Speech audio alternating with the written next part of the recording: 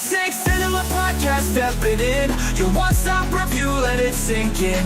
Hip-hop vibes, we break it down. Laughs and insights all around.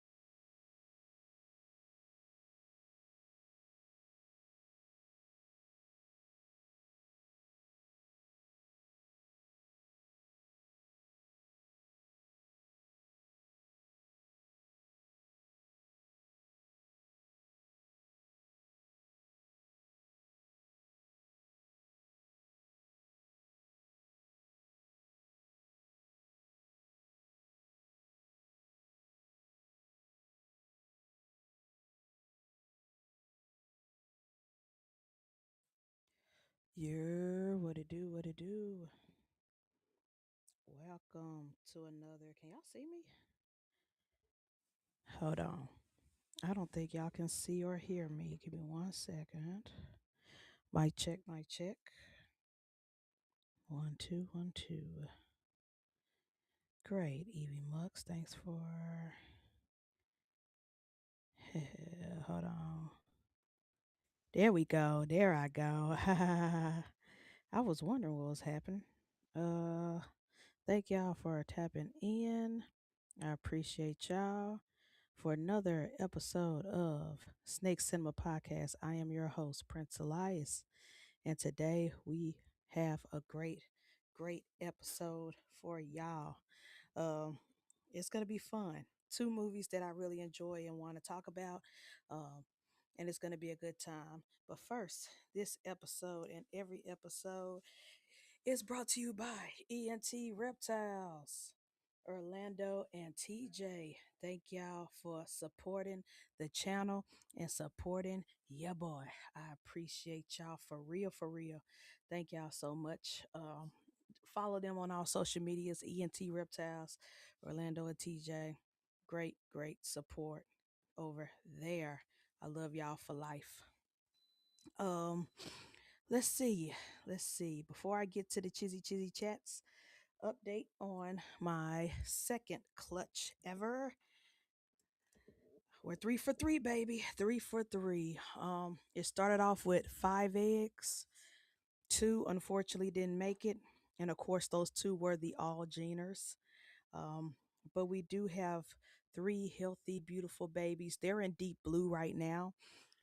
So they'll be shedding their skin pretty soon. And then we can get a better look at what they look like. But for right now, we're thinking single gene yellow belly, a yellow belly lace, and then a mandarin yellow belly lace. And of course, there's a possibility that they're all hit. Well, they're all hit. There's 50% chance that they're all hit for hypo and pied. So I have to shed test all three, but I'm super excited. Healthy babies, two girls, one boy, which is hilarious because my very first clutch 2 years ago was two boys and one girl. So I'm 3 for 3, and the sex odds reversed it this time. So and then I looked into my incubator, and it looks like the third clutch that's due June 3rd. Y'all see where we're going here? The third clutch that is due to hatch on June 3rd started off with 6 eggs. 3 eggs went bad, and now I'm just with 3 good eggs. So if y'all see, it looks like my angel numbers are 333. If you believe in, spiritual numbers, zodiacs, the stars and stuff, 333. Yeah, I can't make this stuff up. This is crazy that the universe has given me three clutches. Each clutch gives me three babies. It's just hilarious. But I did look up the numbers 333 are widely regarded in spiritual numerology context as a powerful positive sign indicating balance, alignment, and divine protection. It is often interpreted as a message to embrace creativity. Mm, mm, mm. Self expression and trust that you are on the right path. So, I don't know what the Lord is trying to tell me, but I am taking this as a positive, something I would have taken as a negative, losing those babies, those other babies. Um, I'm taking it as a positive that this is a sign that I am on the right path, and we're grateful for the babies that survive, survival of the fittest. Mother Nature is going to Mother Nature, but I'm happy that we have these three. I will be keeping them, holding them back, and now I got to come up with names. But this is what we believe is a single gene yellow belly. Again, they have to shed their baby skin so we can get a better look. And I am shed testing all three because it doesn't cost that much money. Shout out to Charlie, shedtesting.com/phenom. I will be sending sheds off to them. This is the one that we believe is yellow belly lace. And this is the one that we believe is the Allgener, the Mandarin yellow belly lace. So, and that's the boy. Oh my gosh, that's the boy. I'm so happy. He definitely a holdback. Definitely gonna be used in so many different projects, both mainstream and the Dinkers. So I just wanted to give y'all an update on clutch number two of overall. Since decided I want to be a breeder, and we will June 3rd, we will find out if 3 for 3, angel numbers 333 align with the three good eggs that are still in the incubator, working their magic. So we'll see. We'll see. All is well, no matter what. It's in the Lord's hand. I cannot uh determine what happens. But I'm excited. I'm excited. Let's see. Let's talk to the people in the Chizzy chats. Let's see who was first. Of course, the sponsors, ENT Orlando. Thanks for tapping in. Appreciate you, bro. Hope y'all having a good weekend. Good morning, Mitzi and Parker. Thank you for tapping in. Good morning. Smooth operator. Thanks for tapping in. Appreciate you. Appreciate you for real. You've been very supportive. Oh, thank you, thank you. I figured that that was user error. That was a user error. I put the background as an overlay in the wrong spot. So I was like, yo, I don't see me, but it's saying that I'm on screen. Oh, thank you, thank you, thank you. Christopher Walker, thanks for tapping in. Appreciate you. Yes, yes, yes. All right. All right. I can't be before y'all long. This is going to be a full show, don't get me wrong, but I can't overdo my stay because me and the family got to drive an hour outside of Memphis to go see our sister graduate. Brr, brr, brr, brr. Yay, my sister Kadena. I'm super excited and proud of her. Another one getting master's degree. So it's super excited, super proud of her, and we're gonna go celebrate her today. So I cannot overdo the podcast. We can't have a 2 hour podcast because we got to get ready and to go. So it's gonna be a fun day with the family, Saturday with the family. But um, let's go ahead and begin. Let's see. I have two movies that totally different opposite ends of the spectrum as far as filmmaking goes, but I've thoroughly, thoroughly enjoyed. The first one I want to talk about, and give me 1 second. Give me 1 second. I don't have it on me. Nope. I accidentally deleted that picture. Oh well. The first one I want to talk about is the drama. Um, First, so let me pull up the plot synopsis. The drama is um, a dramatic comedy, a dramedy, if you will, a dramedy. Um, and it covers so many different topics, but it does have a comical flair to it. Now, it's not slapstick comedy like ha ha ha, but it you will be or at least I did. I giggled at certain parts of it. But let me give you the plot synopsis um, of this weird film. The drama is a 2026 A24 film starring Zendaya and Robert Pattinson, written and directed by Christopher Borg- Borgley. Forgive me for butchering that last name. Um, about a couple whose wedding week is upended when a bride reveals that she had a very dark secret. I'm not going to give that spoiler away. The bride have reveals a very dark secret.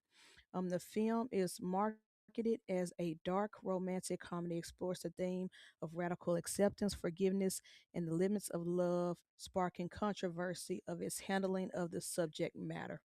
And this did come out earlier of April, but I had other priorities, so it had to be put on the back burner to be reviewed.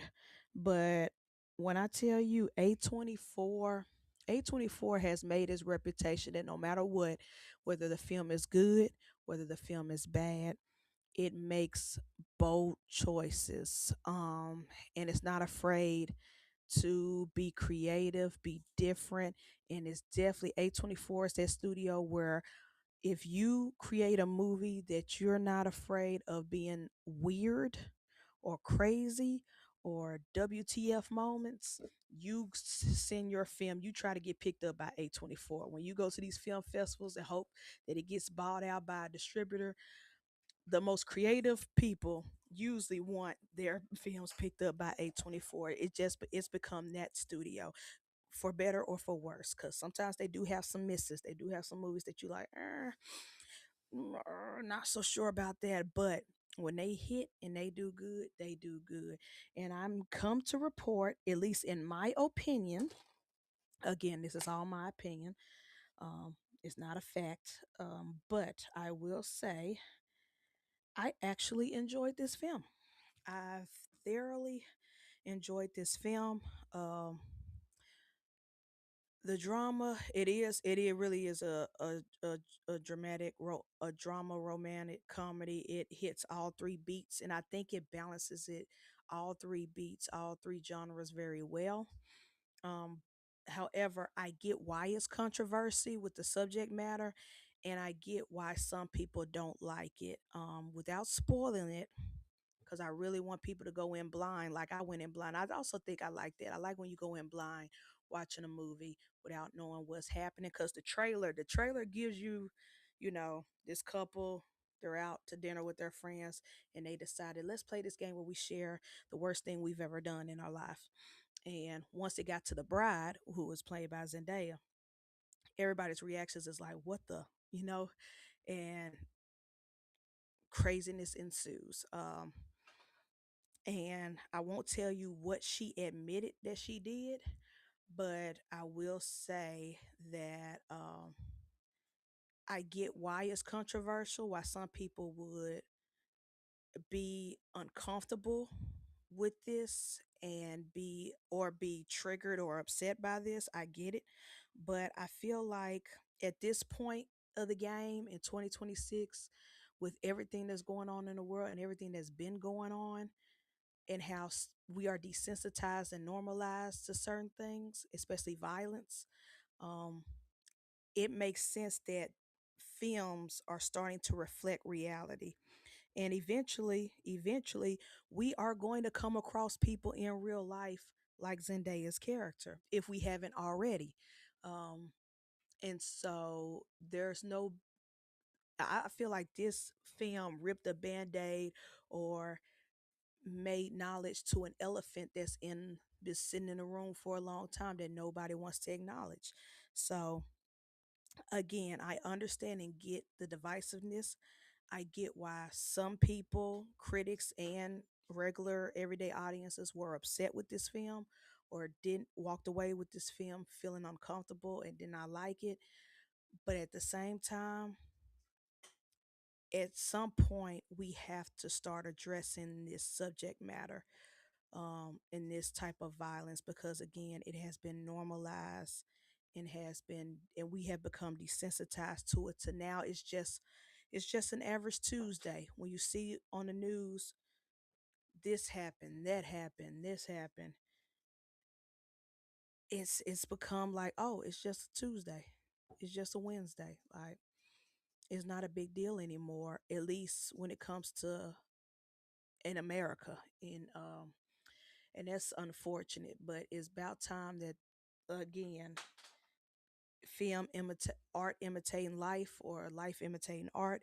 It's about time that somebody, some filmmaker, decided to address this topic. Now, is everybody's reactions to her confession justified? I feel like it was no. I feel like it was a little over the top. Now, how would I feel if I was engaged to somebody, we about to get married, and I find this out the week of the wedding? Yeah, I feel like Robert Patterson's character is justified in being worried, but or a little bit uncomfortable, but at the same time,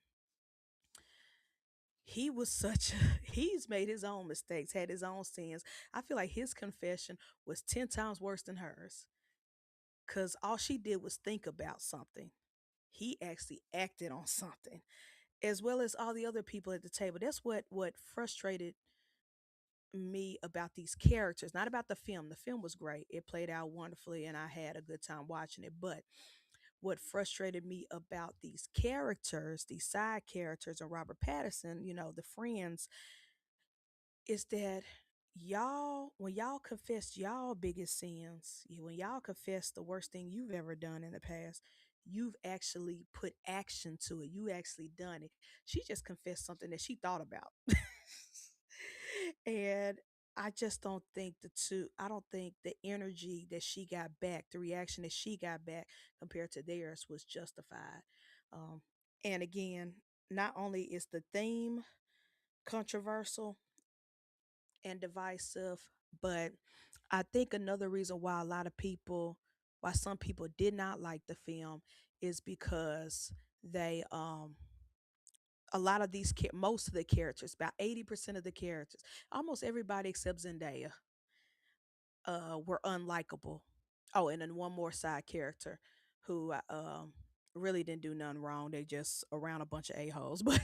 Um but it's like, everybody else are just so unlikable. They're such jerks, assholes. I'm trying not to cuss because my mom is here. I'm trying to be respectful, while I'm recording this. But it's like, it's hard, you know, it's hard it's hard for some people to enjoy a film or watch a film when a lot of people, you don't have anybody to root for. Now, I did root for Zendaya's character, and even to an extent Robert Pattinson's character, because in the beginning you do feel like they really love each other, they have good chemistry, like, oh, this is going to be a great lovely couple. But then as the movie goes on and they're going through their situation, they're going through the drama, as the title suggests, it's like, you know what? I don't think y'all should get married after all. I hate that all this stuff happens, the week of the wedding, but maybe y'all should just take it slow. Maybe I should start over because this ain't working out. But again, I really, really enjoyed this film. It was quite entertaining for me. Um, I would tell people, because, of the controversial subject and of the, unlikable characters, I would say watch at your own risk. If you would rather wait for it to come on streaming to watch it, by all means, you can wait. But I had a good time watching it. I don't mind suggesting it to people or telling people to go see it in the theaters. I think this is one of the good or better A24 films. Especially this year, been released this year so far. It's great. It for me it's great. It hit all the right beats. Like I said, it's a romantic comedy, but it's dark. Um, and it hit all the beats, the suspense, the tension, um, even the comedic elements. Cause Zendaya, even though you feel for her character, she does make some stupid mistakes. She does do some things that kind of, the way she reacts to certain things or certain situations. It's like I get why Robert Pattinson is afraid of her now, why his character is afraid of her character now. Because it's like, girl, you are not helping your situation. You're not helping your argument of you're a changed person and you're not the same as you used to be back in the day. It is like when she goes off, it's like, yeah, I'd be a little scared of you too at this point, especially after realizing what you thought about doing at one point in your life. Like, yeah, I'm kind of now I got to sleep with one eye open. But it's like, so yeah, I get it. The tension was good, the comedy was good. It's just that there are going to be some characters that frustrate you, or and even the characters that you do feel for, like the main couple. The They're gonna make some stupid mistakes, and you're gonna be screaming at the screen like, "Come on, why would you do that? Why would you say that? Why aren't you thinking? This is the week of your wedding. Why would you do something this stupid?" Um, yeah, it's crazy. It's crazy. It's a good time. It's entertaining. I loved it. I enjoyed it. I would give it a 8 out of 10, but I get why some people did not like it. It's an acquired taste, so proceed with caution. If you want to wait till it comes on streaming, like I don't know where it's gonna be streaming at, whether it's Amazon Prime or Netflix or whatever, you can. But I think people enjoy it, and I do suggest people go see it for themselves instead of just taking my advice or any credible critic's advice. Go see it for yourself and be the judge for yourself. It was a great experience and a great movie to go in blind, not knowing what the subject matter and what the secret is. So I enjoyed the drama. I recommend it. I think people should go see it. But if you want to wait, I also won't be mad at that as well. And you might watch it on streaming, or you might go to theaters or watch it, and you come out of it not liking it. I would get it. I will understand. I'd be like, yeah, I get it. I get it. But it worked for me. It was a great film for me. I had fun with it. And if it doesn't make my top 10, it'll definitely be an honorable mention. Good entertaining. Of course, Robert Pattinson is amazing. Um, Zendaya, she can do no wrong in my eyes. And she's really killing. And I think this year she has like 4 films. She has this one. She has the Dune sequel. Um, one of the Spider-Man movie that's coming out later this year. It's something else. She got like 5 films in one year, so she's gonna be red carpet busy. But she's great. Her character is great. I feel sorry for her at certain parts of the film, and I feel frustrated about her character at certain films. But as far as acting goes, they did a great job. This was a good movie. I enjoyed it. The drama, 8 out of 10 for me. I suggest people check it out. Let's see. I probably missed some people in the chats. Anybody else came in? Yeah, Dickie Foster. Thanks for tapping in. Appreciate you. Happy Saturday. Aw, Parker said I love you. Aw, I love you too, Parker. That's my boy right there. Let's see. Bosa, brother. Thanks for tapping in. Appreciate you always. My compound brother. Justin, come on. Thanks for tapping in. Appreciate you. Yo, Justin is going to be special guest for OTP today, off the Plank podcast with the crew, DJ, Brandon, Brian, Ash. If I'm done celebrating my sister's graduation by then, I'll hop on as well. But if not, y'all know where I'll be. I'm busy with family. But Pressure P, Justin, Alex, and Kyle, the parrot, will be guests of Off the Plank podcast tonight. So tap in Royal Caribbean's Exotics channel. TJ, thanks for tapping in. Appreciate you, bro. The other half of ENT, the bestie of ENT. Ashley, thanks for tapping in. Appreciate you. Appreciate everybody for tapping in. Yes. All right. So that was the drama. Again, I highly recommend it. I had a good time. It was fun for me, but just proceed with caution because it does have a controversial topic matter and some of the characters would get on your nerves. Now, let's get to the main course. Y'all already know. Y'all see the hats? Y'all see the hats? Y'all already know. Y'all see the shirt, the person who is motivated and inspired by the movie I'm about to talk about. She talks about wanting to be the next one. She talks about, Beyonce talks all the time about who she looked up to and who she strived to be, and she's getting as close to this generation as possible. But y'all already know we talking. And I'm be honest with y'all. I'm gonna be perfectly honest, and I'm gonna tell y'all that I am biased as all get out.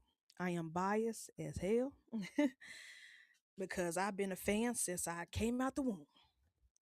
And so proceed with caution. Take this as you will. But this is the most anticipated film that I've been looking forward to. And I'm happy I went to go see it. The critics on Rotten Tomatoes tried it. They tried to bring the BS. They tried to pan this.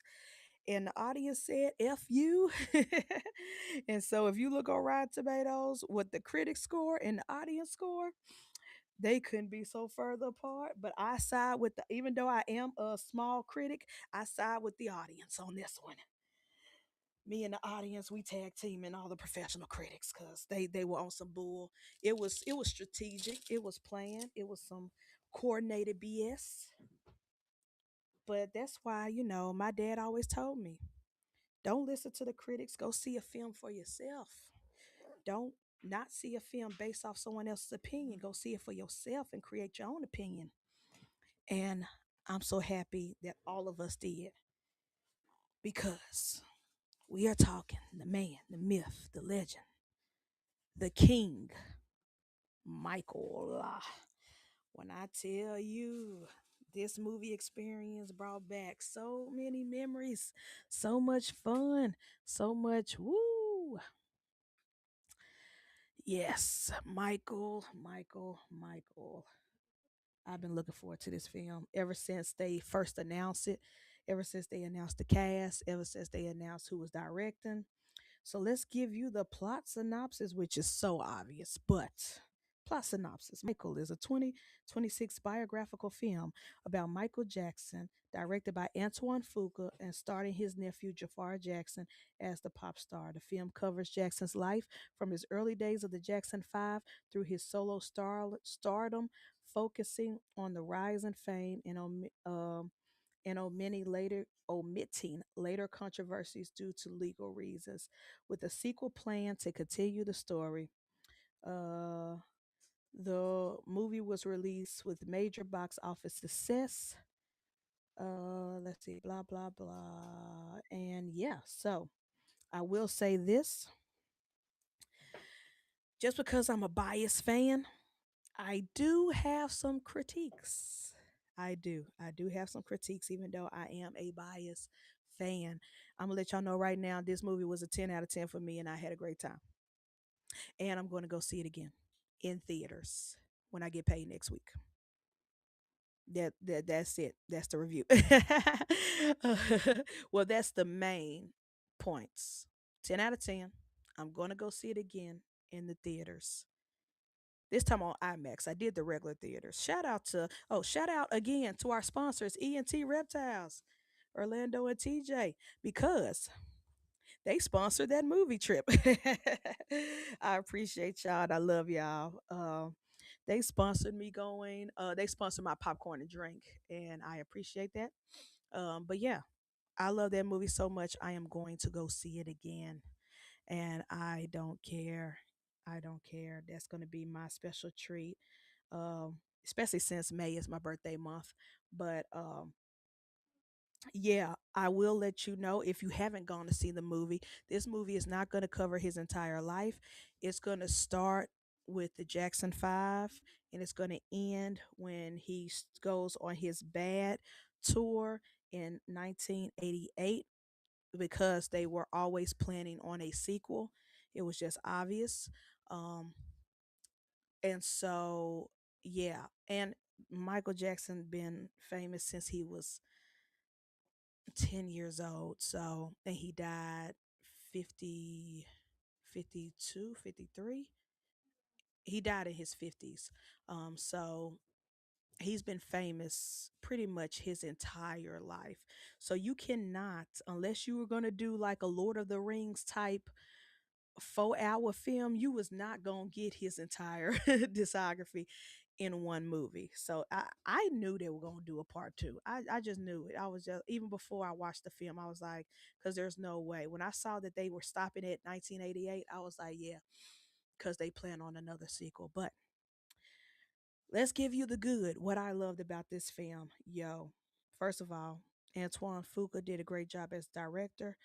Of course, for those who don't know, he is the director of Training Day, along with a whole bunch of other films. His discography is massive, but for the average everyday Joe who probably don't know the name but know movies that he's been famous for, Training Day is the biggest one. With Denzel Washington. But and it was released through Lionsgate Studios, and let me tell you, let me tell you, everybody did a great job. Everybody did a great job as acting, but give the awards. Give the award to Coleman Domingo as Joe Jackson, and give the award to Jafar Jackson as Michael. It's hard to imitate someone like the King of Pop. No one could have done it other than someone in his bloodline. And when I take, but even Jafar Jackson has admitted in so many interviews that he had to hire a hiring acting coach because he never wanted to be an actor. Acting was never part of his dream or anything like that. He's always been a singer because he's released like Lucy singles here or there prior to getting this role as his uncle. Um, but you know, and he even said in interviews that he wanted to like make music for like movies, like soundtracks and stuff like that. So music has always been his first love, but he will admit that he had to hire a acting coach to act in this role, and he had to study his uncle. He had to read his uncle's journal entries, diaries, talk to family members around. You know, his grandmother is still alive, Katherine Jackson. Of course, almost everybody in the Jackson Five, I think, except for Michael and who else passed away recently? Was it Tito? Um, but every he had to really research and dig deep to play his uncle, and I feel like no other actor could have done this. He did a great job with zero acting experience. He did a great job. There were certain scenes in this film where you forgot that it was Jafar and you thought Michael was on the screen. Especially the scene in particular, in my opinion, after the whole Pepsi incident where he got burnt up and was in the hospital, and it was just him and shout out to Nia Long playing Katherine Jackson, when it was him and Nia Long playing against each other while they sit in the hospital, um, and they get emotional, and that scene right there, woo, talk about acting. They both they both acted they bust off in that scene alone, and that was so beautiful. And you literally forget that this is his nephew playing him. Um, and then also the musical scenes, the performances when he's on tour with his brothers, and even the behind when they recreated like the Thriller video, and they recreated him practicing for Bad and all this other stuff.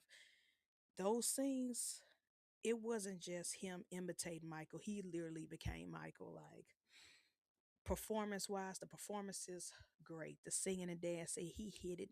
And as a huge Michael Jackson fan who studied those music videos when I was a kid, Michael and Janet Jackson were the people I would watch their videos and try to imitate and recreate those dance moves, those choreographies. And I used to have all of his live concerts, the Dangerous, the Bad, um This Is Me, the last documentary of the behind the scenes of him doing his comeback tour before he passed. Um, I think I had like four different Michael Jackson concert DVDs that I played religiously, and would study Michael's moves on stage. And Jafar had hit those dance moves, the beats, and he actually was singing the vocals. He did great. He did amazing. Like it was literally like rewatching those Michael Jackson live concert videos all over again. Um Especially when he did Human Nature. Ooh, Human Nature. He did that. He did that. I think that was my favorite scene, the Human Nature performance. And then when he was doing Beat It with the gang members when they were rehearsing for the video and stuff, you really it felt like the spirit of Michael just overtook that boy up. So as far as acting goes and dancing, Jafar really did the thing. He understood the assignment. Coleman Domingo as Joe Jackson. Coleman Domingo gonna go down in history along with the other famous black actors who are hated for a certain role that they play that the community don't forgive them for. He became like he really became Joe Jackson, and it's craziness how talented that man is. Now if you wa- I've been a Coleman Domingo fan for years, especially with Euphoria and other stuff that he's been in, but this is my favorite role of his now. Like this one topped it. He really did good. And whenever he came on the screen, even when Michael was grown and doing the solo career, whenever Coleman Domingo as Joe Jackson came on the screen, you was like, oh shoot, here this mother trucker go. Ah shoot, here he go. Oh man, like you just like, whoo, he made that character. I do have some critiques as much as a big fan of mine and as much as I love this film and want to see it again, I do have some critiques. One is the pacing. Because they covered the Jackson 5 and because all the way to the bad era, and because Michael Jackson is the king of pop, uh, the filmmakers expect you to already know everything about him. So this was like a Cliff Notes version of his life. This is like a Wikipedia version of his life, and the pacing was just off. Honestly, I feel like we could have had less of the Jackson 5 and more of, in my opinion, more of the Michael Solo era. I wanted more behind the scenes of him and Quincy Jones in the studios for Off the Wall and Thriller. To me, I feel like they rushed through those scenes. They rushed through the making of the albums. And I felt like, this is just my opinion, I feel like the film would have been better if the film was centered around Michael and Quincy in the studio, Mike, creating Off the Wall and creating a Thriller and showing their tension creatively. Because Quincy Jones had been in so many interviews talking about, oh, Michael wanted to do this, but I wanted to do that, and and how they worked and collaborated with each other on those two amazing albums. I feel like the film would have been better if we started off with them in the studios working on Off the Wall, leading up to working on Thriller, them going back and forth, them hiring certain musicians, them going at it with the studios and stuff like that. Shoot, them going at it with Joe Jackson because Joe Jackson still tried to control Michael even in his solo career. But then sprinkle in flashbacks of the Jackson 5 era. I feel like that would have made a 10 times better movie if we got to see more of the creative side, because they rushed through the creative side of making these albums, if they focused on Off the Wall and Thriller, them him and Quincy Jones dynamic, trying to be start this solo career, getting to the mind of this musical genius, why he come up with certain lyrics, why he came up with certain titles and things like that without rushing, but then just sprinkle in every couple of scenes the Jackson flat, like Jackson 5 flashbacks, or Joe Jackson and him flashbacks, or flashback with him. I feel like that would have been a better video, um movie, because I went to go see the musical when it came, the Broadway musical, when they traveled and came to Memphis. And what I loved about that film, I mean that play, that stage play, was that they focused the they focused on the behind the scenes making of his I want to say Dangerous tour, when he was on when he was preparing for the Dangerous tour. Um and then they just did flashbacks of prior previous eras of Michael's life, like the Thrillers and the Off the Walls and the Jackson Fives and stuff like that. And that what made that musical play, like that storyline, just great, because you got everything you wanted from past to up until that point, but it just had a center focus of a center. It had a center focus of one particular era, which was him preparing for the Dangerous tour, and it just culminated toward the end of him beginning the tour. And but it still gave you some of the old school stuff. It was great. The musical play did it way better as far as pacing and story wise, and I wish the film did something like that, because I wanted to see more of the creative side. I wanted to see more of his genius. They showed us a little bit, like him trying to pick the right song for the album, pick a song, how he came with Thriller, and there were certain things. I just feel like the the parts of Michael that I wanted to see, as far as creativity, making the music and stuff, should have been more elevated. Seeing his genius should have been more elevated than beat for beat, going through the story we already know. Him and his brothers, Jackson 5, Joe Jackson, making them travel, trying to find, oh, they got picked up by Motown, you know, all that stuff. I just feel like it would have been a more creative way to tell a story that we as an audience already know. Um, so I will say the pacing is the biggest flaw, and I hope that in the sequel they do it a lot better. Um, but as far as that goes, and then also it is kind of jarring. I know that the movie is called Michael. It's centered around Michael's life. It's centered around the man, the myth, the legend.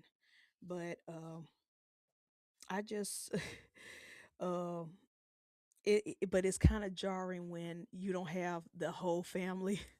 Like, if you're like Generation Z and you don't know anything about Michael Jackson or the Jackson Fives or whatever, and you just going in, you're like a younger generation, you just going in watching this movie, you would think he only had one sister in this film.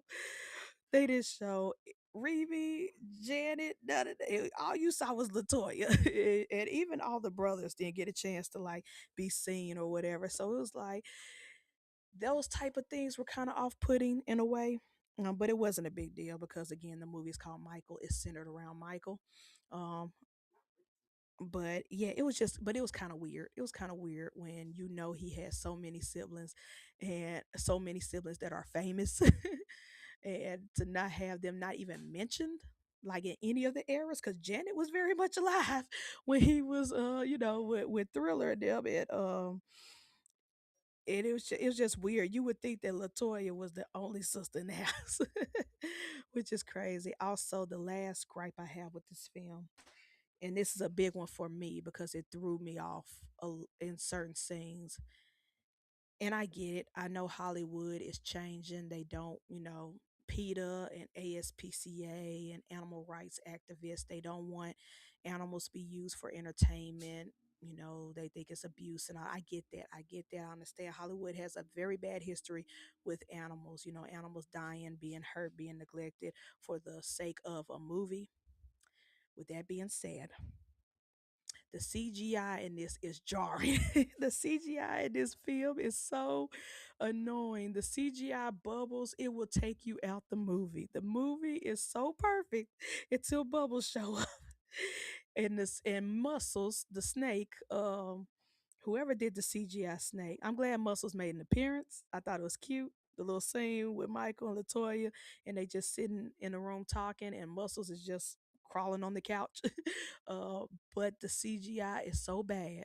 I wish that they should have hired like Disney or Pixar FX creators or whoever. They should have hired whoever James Cameron hires for the Avatar movies to do the CGI of the animals, because the CGI of the animals was very bad, very cartoonish. It takes you out the movie a little bit because you like, this is so weird in Uncanny Valley.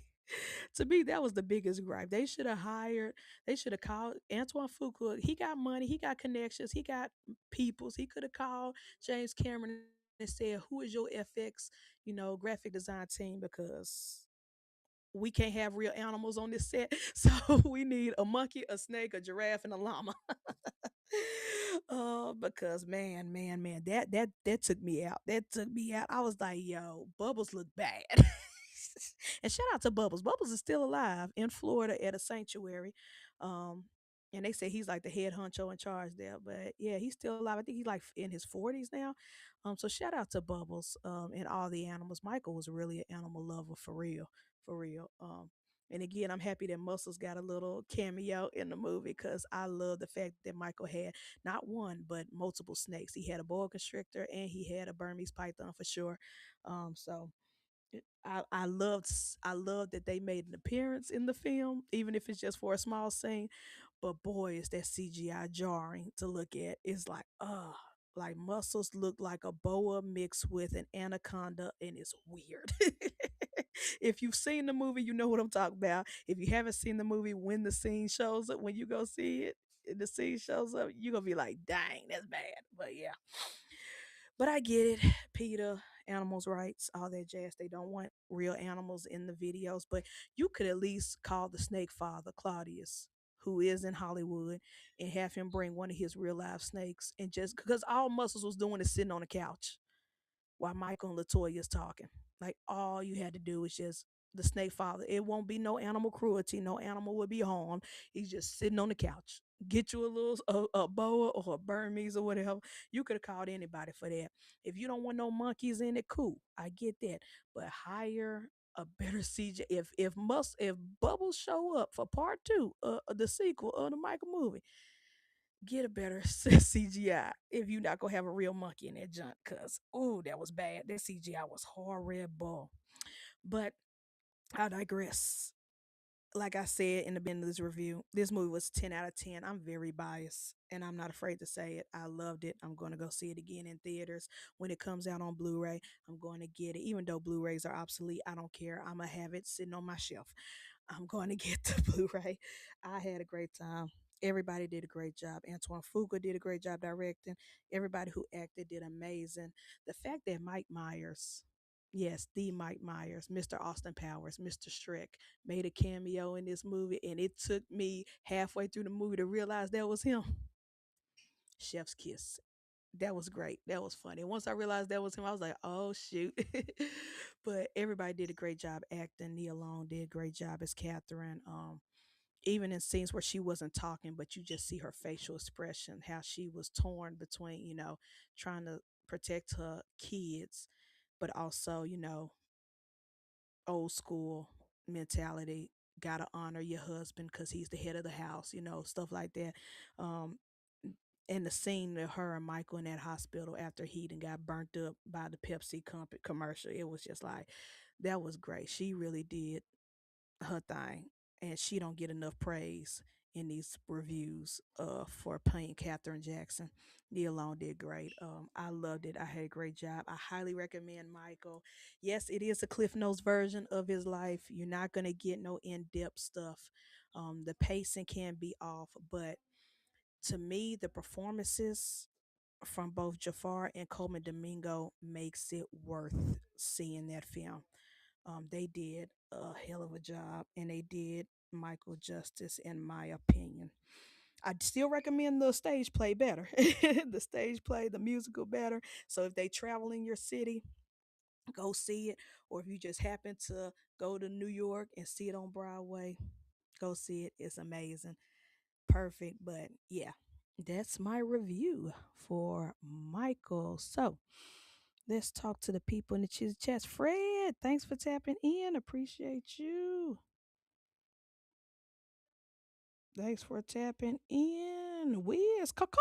Thanks for tapping in. Appreciate you. Oh, shoot. Chicken Mine. Brian, thanks for tapping in. Appreciate you. Project Pat, my boy. Thanks for tapping in. I appreciate y'all.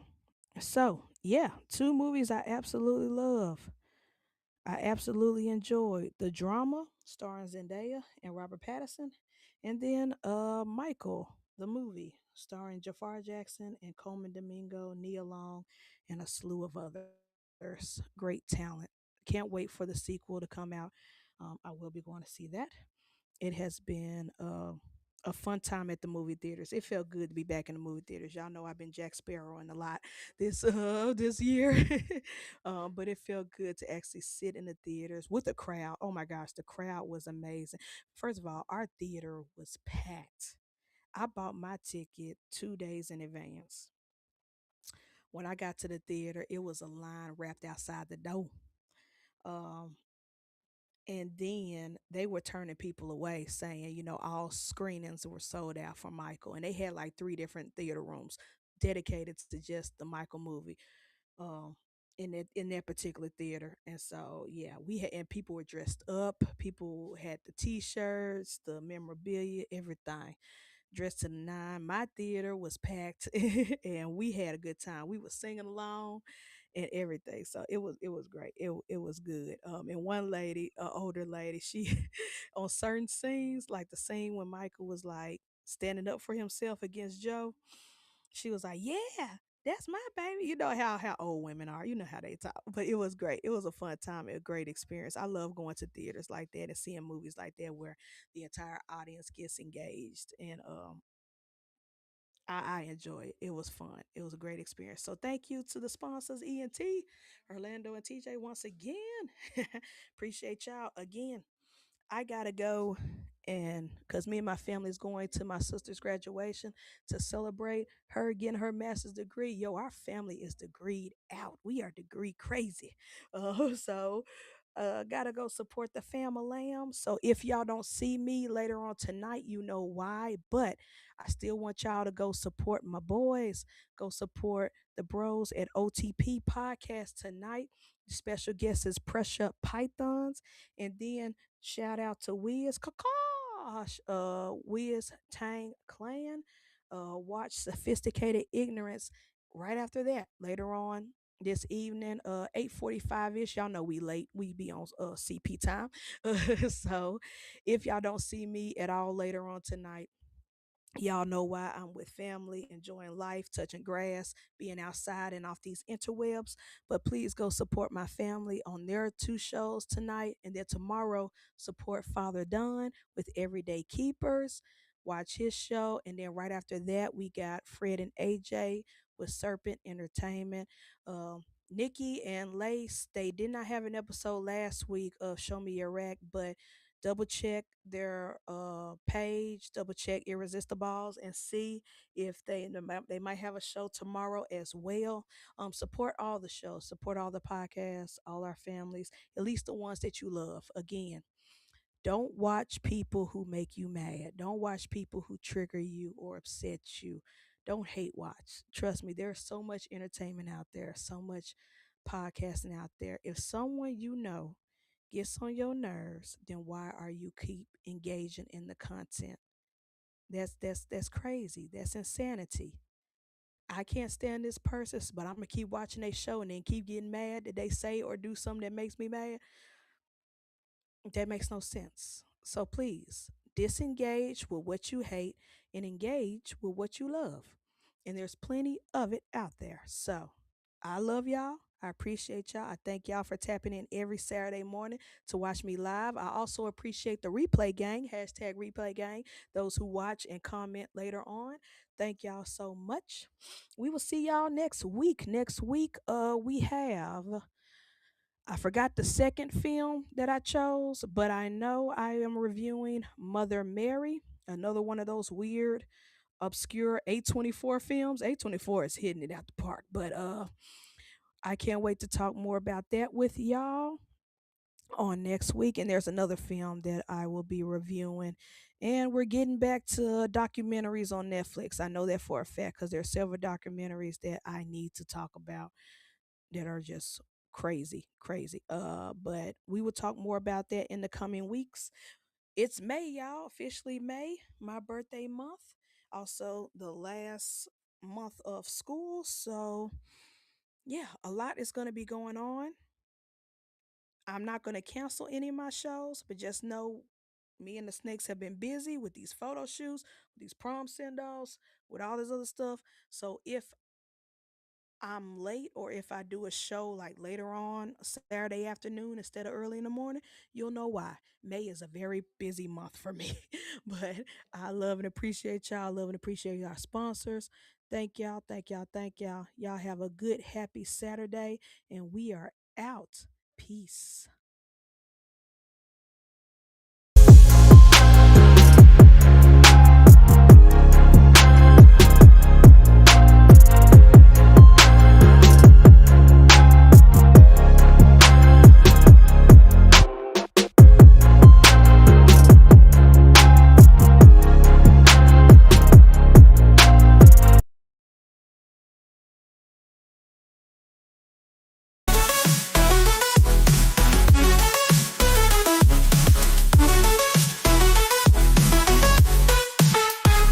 Every episode, spitting truth, old school jams and the latest youth. We keep it real, no sugarcoat.